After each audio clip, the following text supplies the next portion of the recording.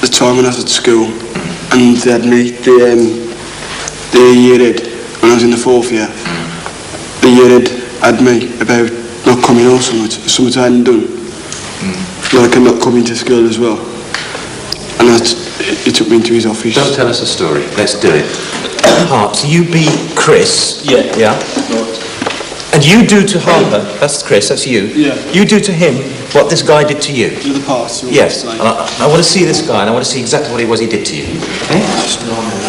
To come across. Right, Chris. Well, you've been bad again, are you? I haven't done anything. It's always me who gets the blame for everything, innit? It's probably because it's you most of the time. That's why. Well, it's not. It's not me this time. I haven't done anything. Build yourself up a bit more, Chris. Stop losing your temper. Yeah. Be angry. Be angry, like, don't take no cheek off. You're in charge of You're a teacher. teacher. He's a boy. He's coming out as more powerful, isn't he? You've got to show that you're more powerful and dominant than he is.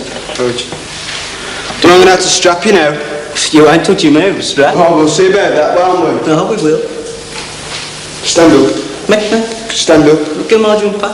Now, stand up. Let go my jumper. Look, Chris, don't be awkward. Will you piss me off, you do?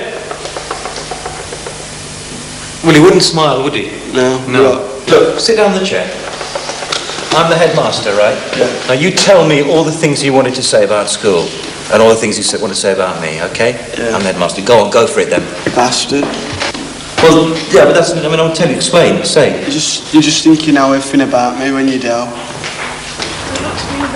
Our theatre group's called Young Foundry. It's based at Theatre Foundry in Darlaston. We've already done one show called Paint Your Bedroom Black, which we toured throughout the West Midlands. We're now holding auditions for our second show, which should start touring in about a month. Do you live at home? Yeah. Right. What does your dad do for a living? He's not working at the moment. He's not. Do you live with your parents? Yeah. What's your dad do for a living? He's a policeman. Let's set up a family situation, like something that we all know, let's say round the meal table.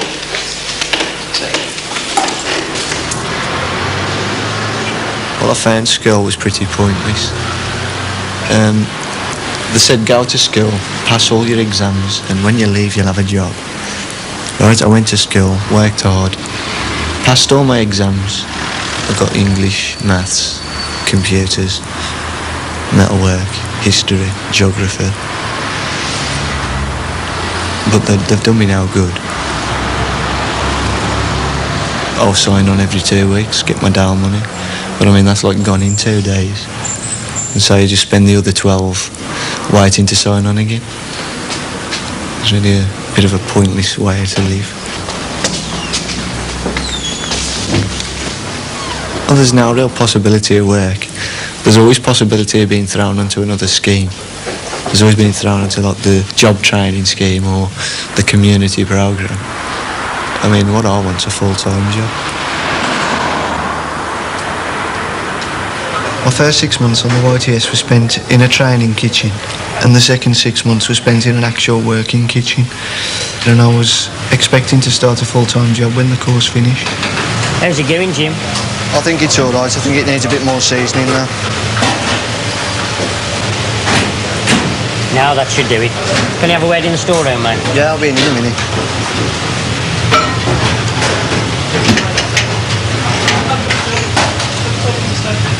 Just leave that there. Coming in, Jim. I've been looking at your records and you ain't got long left now, have you? Nah, about 3 weeks. Well, I wanted to ask you, have you got anything planned for when you finish the scheme? You said if I went to college, passed me exams and did well at work, you'd keep me on at the end. Yeah, I know we said that, Jim, but we've done all we can really with you now on the scheme as it is. You know all the job. we can't lane it anymore as it is. We feel now that it's up to you to go out, get yourself a job and set yourself up, you know. Well, I ain't staying here to finish the scheme. I'm going back to the training centre.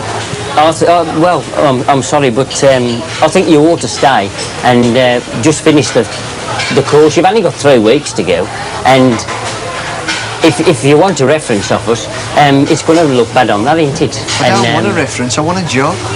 Well, I'm sorry, mate, there's nothing I can do. Well, I ain't staying here.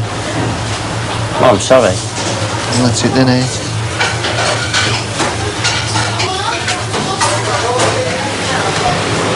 What did he say then?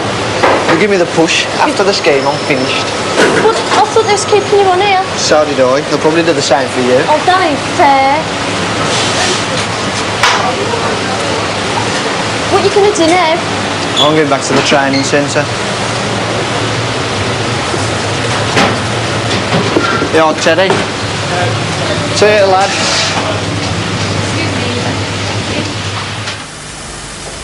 I like to write about things I've seen, places I've been, people I've known.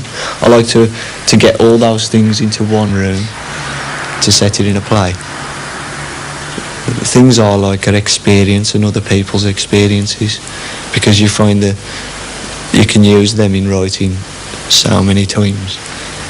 I like building characters out of nothing. They're just people with names to start off with, but when you've seen it performed, then these people are actually real. You see them on stage, they're actual people instead of just cardboard cutouts with names. This is John. That's good. I like that. Can we do it play it again? But can you just... Don't worry about the next layer that I know you can all do, because when we go to the gym, that's going to happen anyway. Do it without the projection. Just... Well, Jimmy wrote the play. But it's about homelessness. People who live in an all-night cafe. And it tells of some of the reasons for people being homeless. Ready? Some of the things they do while they're homeless to get money. Lights up. Where is it? Well, most of the people in the play are young homeless people, because it's harder for people who are young, single, who've been kicked out of home for one reason or another to find somewhere to live. Quite a big majority of young people who are homeless, there's a family problem that puts them there. But if it is, you can always come and share mine.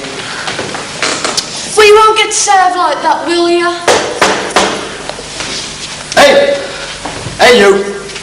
Come on, love, you know the rules. What is it? You know the rule, no sleeping. I wasn't sleeping, I was just resting my eyes. Come on, get out. Leave her alone, she ain't doing any harm. She's been in here for 4 hours now. She's only had 1 cup of tea. This is a restaurant, not a doss house. Now either she buys something or she's out. Homelessness, it's a very real problem. I mean, in Birmingham, there are people living in cardboard boxes. There are people living in all-night cafes. There are people living in places like the Boot Centre, Trinity Centre. There are people sleeping rough. It's another problem similar to glue sniffing, because you can't see it. You think it's not there, but the problem's very real and it is there. What was on there? Glue back? Oh, dear. Yo, man, stop your boasting.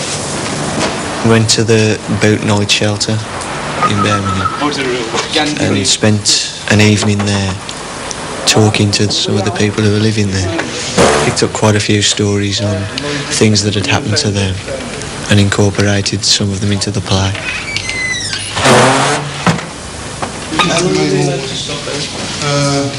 From one night to 35 days. This is a common room. Some of the residents, you can see. Can that a pay? Depending on your status.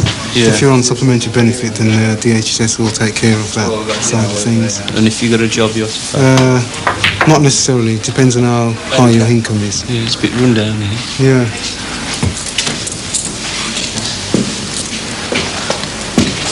It's a big grotto, yeah. Yeah.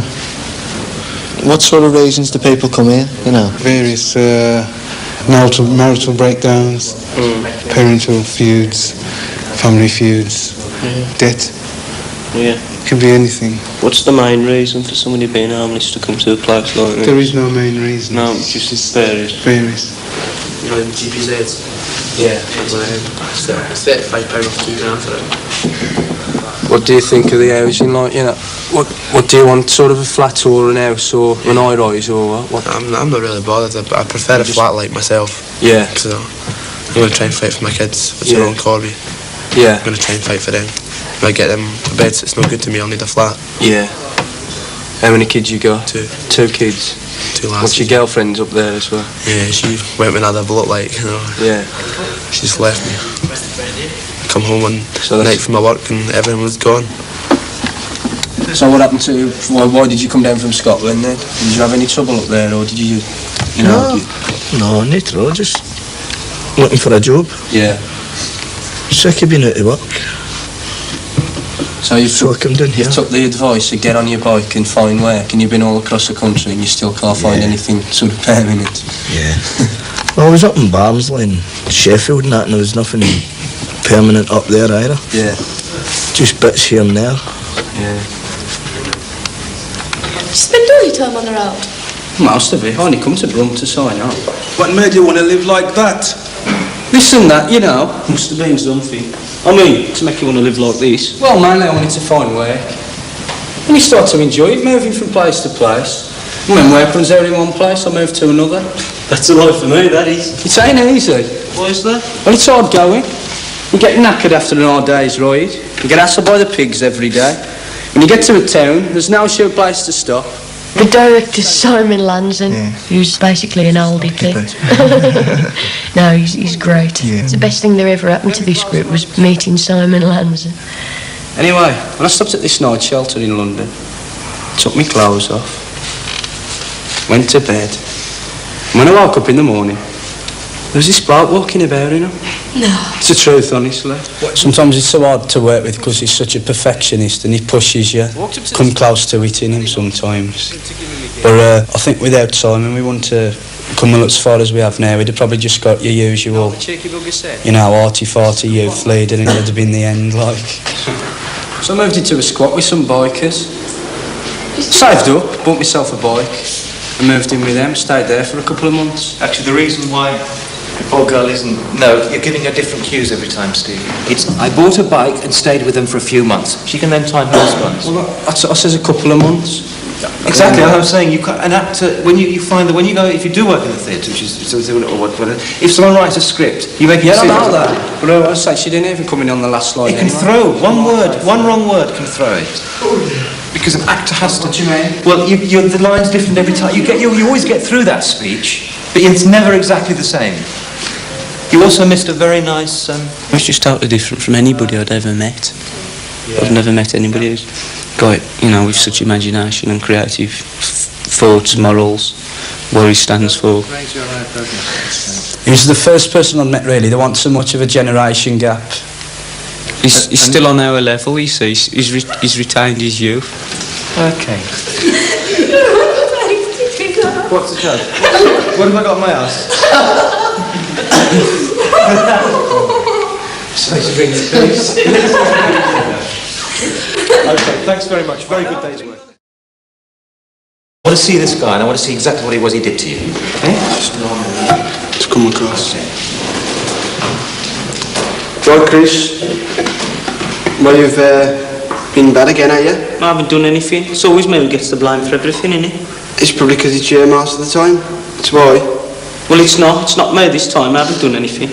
Build yourself up a bit more, Chris. Stop losing your temper. Yeah, be angry. Be angry, like. Don't take no cheek off. You're in charge. You're a team. He'd smile, would he? No. Look, sit down in the chair.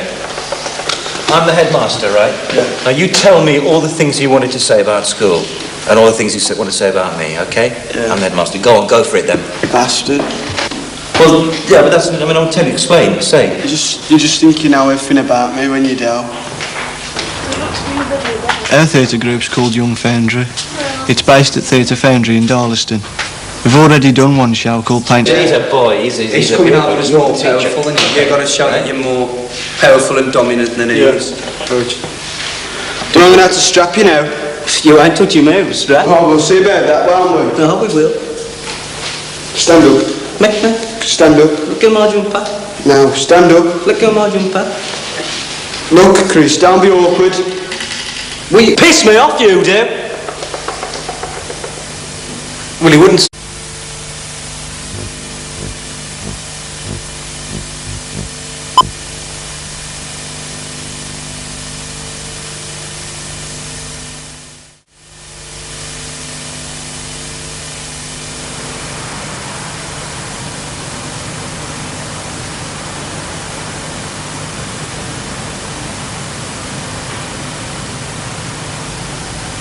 The time when I was at school, and they had me, the year head, when I was in the 4th year, the year head had me about not coming or something I hadn't done.